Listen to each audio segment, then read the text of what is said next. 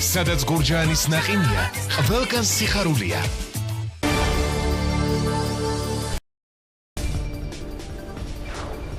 დავბრუნდით პირდაპირ ეთერში და რა შეფასება ექნება პაატა ბურჭულაძის გუნდს სახელმწიფო ხალხისთვის ხათუნა ლაგაზიძეა ჩვენი სტუმარი. მადლობა ხათუნა რომ ხართ ჩვენთან ერთად. მე მაინტერესებს მოვისმინოთ თქვენი შეფასება.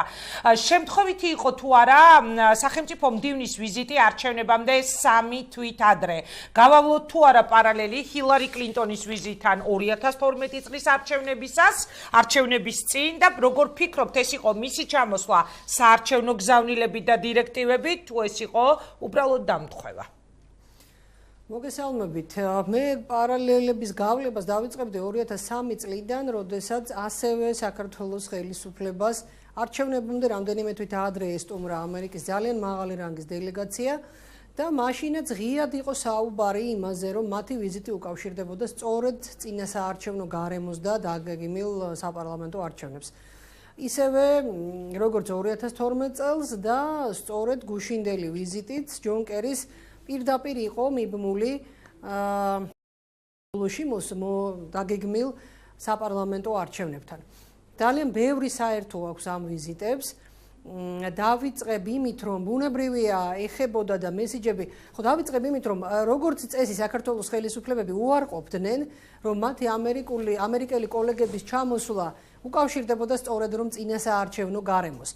ანუ ისევე როგორც მაშინ ეხლაც ამერიკელებისთვის შეშფოთების საგანია წინა საარჩევნო გარემო საქართველოში, თუმცა ობიექტურობისთვის უნდა აღინიშნოს, რომ დღეს გაცილებით უფრო თავისუფალია სივრცე ვიდრე 2012 წელს, შედარებაც არ შეიძლება, მაგრამ დღეს სამწუხაროდ კვლავ გვიწევს საუბარი იმაზე, რომ ქართულმა ოცნებამ ამაყად გადმოიბარა ბოლო თვეების და ბოლო 1 წლის განმავლობაში, მე ასე ვიტყოდი, მედიის თავისუფლების შეზღუდვის სისტემა, ისევე როგორც სასამართლოს საკუთარ კონტროლს დაქვემდებარების სისტემა, რაც უფრო და უფრო თვალსაჩინო გახდება სამწუხაროდ ტენდენცია როგორც აჩვენებს არჩევნებამდე დარჩენილ პერიოდში, როგორც მედიასთან ურთიერთობა, შემზღუდავი ურთიერთობა სამართლოს დაქვემდებარების, ასე ვთქვათ, ხარისხი ხელისუფლების მხრიდან, სწორედ ეს ტენდენციები იქნებოდა წამყვანი ამერიკის შეერთებული შტატების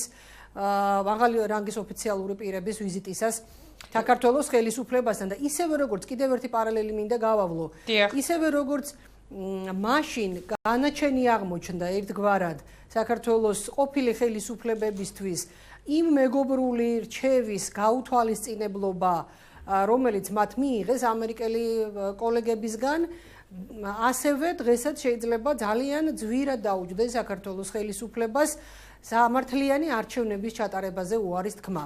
თქვენ ფიქრობთ, რომ ემზადება სამართლიანი უпростоრედ უსამართლო არჩევნების ჩასატარებლად ხელისუფლება? ანუ ძალიან ძვირად დაუჯდეს, როცა ამბობთ, რას გულისხმობთ, ამ ვიზიტისას გამოჩნდა ეს, რომ ვინაიდან ლაკმუსის ტესტი უწოდა ჯონ კერიმ 8 ოქტომბრის არჩევნებს? დიახ, რა თქმა უნდა. მე გავიხსენებდი, როგორი კატეგორიულობით უარყოფდა მიხეილ სააკაშვილი იმას, რომ მან მიიღო ძალიან, ასე ვთქვათ, მკვეთრი მესიჯები ამერიკის შეერთებული შტატებისგან არჩევნების სამართლიანად ჩატარების თაობაზე და გავიხსენოთ შედეგიც 2012 წლის 1 ოქტომბერი, ხო? ასეთივე მე გავწმუნებთ, რომ ასეთივე ნათელი იქნებოდა, ნათლად ფორმულირებული იქნებოდა მესიჯები საარჩევნო გარემოსთან დაკავშირებული დღევანდელი გუშინდელი შეხვედრებისას უფრო ზუსტად და აუცილებლად შეეხებოდა იმას, რომ საქართველოს ხელისუფლებამ მინიმუმ არჩევნებამდე დარჩენილ პერიოდში ხელი უნდა აიღოს მედიის თავისუფლების შეზღუდვაზე, სასამართლოს საკუთარი მიზნებისთვის გამოყენებაზე, ისევე როგორც არჩევნების გაყალბებაზე და საქართველოს ხელისუფლებამ უნდა ცნოს და აღიაროს ის შედეგები, რომელსაც ის მიიღებს 8 ოქტომბერის საქართველოს ამომრჩევლისგან.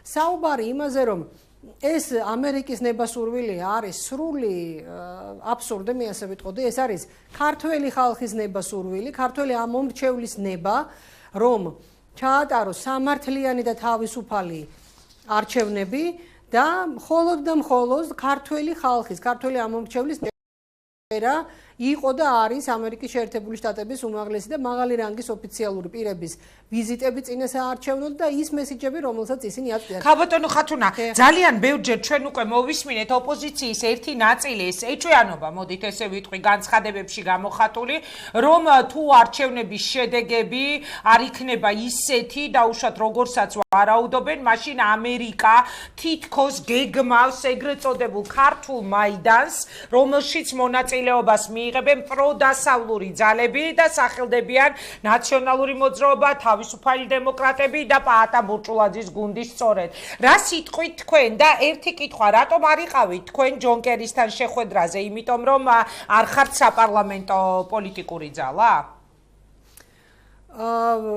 იცით რა, ჩვენ პარტიის ლიდერი პაატა ბურჭულაძე სულ რამდენიმე დღეში გაემგზავრება ამერიკის შეერთებულ შტატებში და მას იქ ექნება უმაღლესი დონის შეხვედრები, მე ასე ვიტყოდი და ჩვენი პარტია დღეს არის სწორედ ამ უმნიშვნელოვანესი ვიზიტში, რაც შეეხება იმას, რომ ან ამერიკის შეერთებული შტატები, ან პროდასავლური ძალები, მე ამ შემთხვევაში ჩვენი პარტიის პაატა ბურჭულაძე სახელმწიფო ხალხისათვის სახელით ვსაუბრობ, ბუნებრივია, ემზადება რაიმე ტიპის ძალისმიერი ან არაკანონიერი ქმედებებისთვის, ასე ვთქვათ, არჩევნების დღეს ან არჩევნების შემდგომ პერიოდში, ეს არის სრული აბსურდი, ეს არის, მე ასე ვიტყოდი, შეშინებული ხელისუფლების მიერ გადმოგდებული მორიგი მითი, ჩვენ შევიქმნით სწორედ იმიტომ, რომ წარმოვადგინოთ საქართველოს ხალხის ინტერესი და ხალხი დაავაბრუნოთ პროცესებში, სახელმწიფო შენების პროცესში.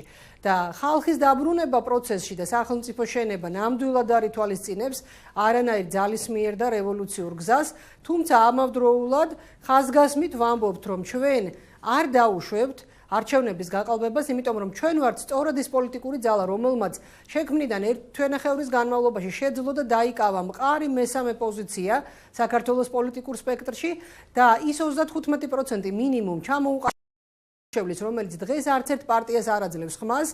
მე თამამად ვიტყვი, რომ არის სწორედ ჩვენი მომავალი ამომრჩეველი, იმიტომ რომ მხოლოდ ჩვენ პაატა ბურჭულაძეს ლიდერობით გვაქვს იმის შანსი, რომ იმედი დაუბრუნოთ, იმედგაცრუებულ ამომრჩეველს და შესაბამისად ისევე როგორც საქართველოს ამომრჩეველს, ჩვენს პარტიას ყველაზე მეტად ჭირდება დღეს სამართლიანი და თავისუფალი საარჩევნო. ქალბატონო ხათუნა, ერთი კითხვა მინდა დაგისვა, თქვენ რა შეფასებას მისცემთ პირადად საქართველოს ელჩის, ამერიკაში საქართველოს ელჩის უკვე ცნობილ განცხადებას იმის შესახებ, რომ საქართველოს ხელისუფლებაში არიან პრორუსი პოლიტიკოსები და ეს არის პლურალიზმის ნიშანი. როგორ ფიქრობთ, რას ნიშნავს, როცა საქართველოში იმყოფება ამერიკის სახელმწიფო მდივანი, ჩვენი ელჩი ამერიკაში კი ასეთ განცხადებას აკეთებს და ამის შემდეგ ჩვენ ვნახეთ, რომ იგი არც ერთ შეხვედრაზე აღარ გამოჩენილა ჯონ კერისთან შეხვედრებს გულისხმობ. იცით რა, მე ვფიქრობ, რომ ეს მისი ეს განცხადება ახლოს არის რეალობასთან. სიმართლე თქვა, თქვენს ბუკა პეტრიაშვილის მოსაზრებას იზიარებთ, რომ მან სიმართლე თქვა? ასე თავად გეგეშიძეს მე რამდენადაც ვიცი კომენტარი შემდეგ არ გაუკეთებია, რაც მისი ეს შეფასება გავრცელდა. კი, მაგრამ იგი როდესაც არ ესწრებოდა, თქვენ გადასარევად იცით, გაქვთ ძალიან დიდი პრაქტიკა საიმისოთ, რომ ამ თემაზე გქონდეს თქვენგან გქონდეს კომპეტენტური პასუხი, როდესაც ამერიკის სახელმწიფო მდივნის შეხვედრებს არ ესწრება ელჩი, ეს უკვე მეტყველებს თუ არა იმაზე, რომ გადაწყვეტილია მისი გამოწვევა ელჩობიდან. ამ მოვლენებს დაველოდოთ, მე გავაკეთებ, მე ასე ვთქვათ, ჩემ აზრს მოგახსენებთ ამ შემთხვევაში, მისი ეს მოსაზრება თუ ამ ფორმულირებით ითქვა, კიდევ ერთხელ ვამბობ, რომ რეალობასთან ძალიან ახლოს დგას, სხვას რომ ყველაფერს თავი დავანებოთ, ჩემს წინ გამოდიოდა საქართველოს პარლამენტის დეპუტატი, რომელიც 4 წლის განმავლობაში იყო ორგანული ნაწილი საპარლამენტო უმრავლესობის და დღევანდელი ხელისუფლების ერთ-ერთი გავლენიანი დეპუტატი. და ამ ადამიანს არასდროს დისკომფორტი არ შექმნია თავის მისი კოლეგებისგან, როგორც აქტიურ ნატოს მოწინააღმდეგეს და როგორც აქტიურ პრორუს.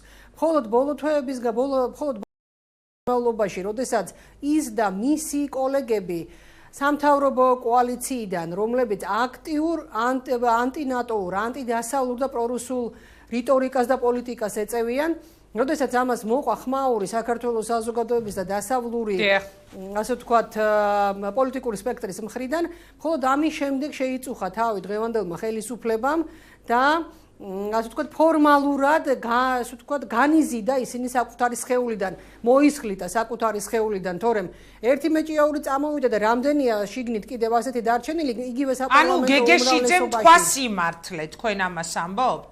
ბუნებრივია, ხელისუფლება, რომელიც 4 წლის განმავლობაში ორგანულად იტანდა და გავლენიან პოლიტიკოსებად, ასე ვთქვათ, გავლენიან ფიგურებად საკუთარი სხეულის შიგნით, თორე არასაზოგადოებაში გულისხმობ, აყალიბებდა აქტიურ პრო-რუს პოლიტიკოსებს, ბუნებრივია, რომ ელჩს შეექმნა ასეთი შთაბეჭდილება, ისევე როგორც საზოგადოების ძალიან სოლიდურ ნაწილს, რომ საქართველოს ხელისუფლებაში არსებობს პრო-რუსული ფრთა და ერთხელობა მეჭიაურის წამოსვლით ამ ადამიანების რიცხვი არ ამოწურულა საქართველოს დღევანდელ ხელისუფლებაში.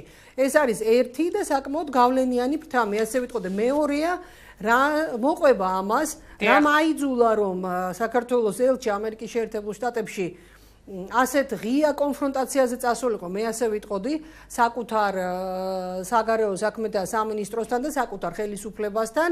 ეს უკვე სრულიად სხვა მოტივია და რომ არ დაგიმალოთ თქვენთან ერთად და საზოგადოებასთან ერთად მე ძალიან მაინტერესებს. კი ბატონო, ჩვენი ინფორმაციით კი რა თქმა უნდა ეს არაა ოფიციალური ინფორმაცია, მაგრამ თითქმის დადასტურებული ინფორმაციით უკვე გადაწყვეტილია რომ არჩილ გეგეშიძეს გამოიწვევენ ამერიკის შეერთებული შტატების ელჩობიდან და მას ახსნა განმარტებების ელიან უკვე საგარეო საქმეთა სამინისტროში.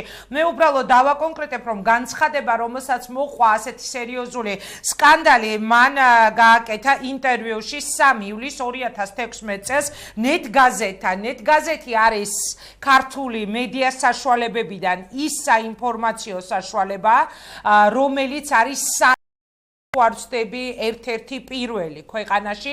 შესაბამისად, მე პირადად ვეჭვობ, რომ ამ შემთხვევაში ნეტგაზეთის მხრიდან ადგილი ქონოდა ინტერვიუს გაყალბებას. ყოველ შემთხვევაში ჩვენ ამას გავიგებთ, როგორ განვითარდება მოვლენები. დიდი მადლობა ქალბატონო ხათუნა, რომ იყავით ჩვენი სტუმარი. მე მინდა წარმატება გისურვოთ თქვენ და თქვენს გუნდს. ეს იყო ხათუნა ლაგაზიძე, რაც შეეხება არჩილ გეგეშიძეს და მის განცხადებას. არიან თუ არა საქართველოს მთავრობაში პრო-რუსი პოლიტიკოსები? ამ თემაზე ჩვენ დღის ამბებში 4 საათზე გვექნება ძალიან საინტერესო დისკუსია და მოგიწოდებთ გირჩევთ რომ უყუროთ ამ დისკუსიას. მოდით ერთად გავარკვიოთ, რას ემყარებოდა ელჩი